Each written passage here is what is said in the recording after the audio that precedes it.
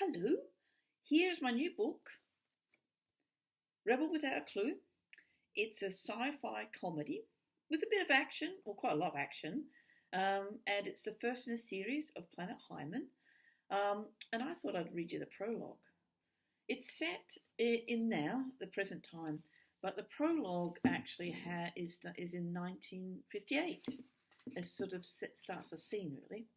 1958. So if you picture a woman hanging out of washing, because they didn't have dryers and things in those days, hanging out of washing with rollers in her hair and a scarf, a bit like Coronation Street, Hilda Ogden, and an apron and fluffy slippers. So hold on to your hats. On a hot afternoon, while huddled behind a hedge, legless, caught a glimpse of a woman in an apron and fluffy slippers. She was bent over a basket of washing. Legless stared at her small behind, pressing against a nylon skirt, and lust filled his loins. Surprised, he decided to take an action that had not been spoken about for many years on his planet.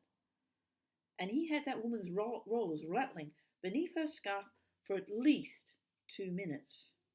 Then he slipped away. The woman stood up. She felt something peculiar, but nothing too drastic. Nothing a little Epsom salts and a hairdryer wouldn't cure. 9 months later, an identity was born.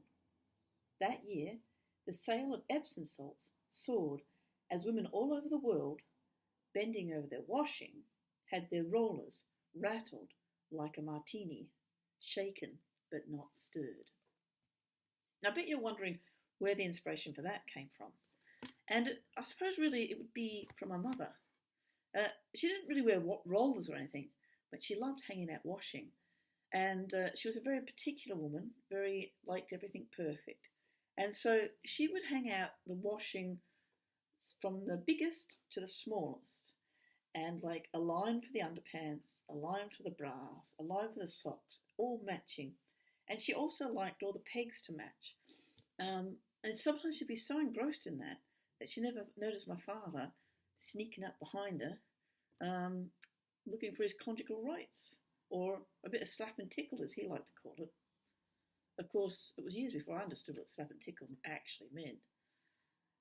Anyway, there's not much slap and tickle in this.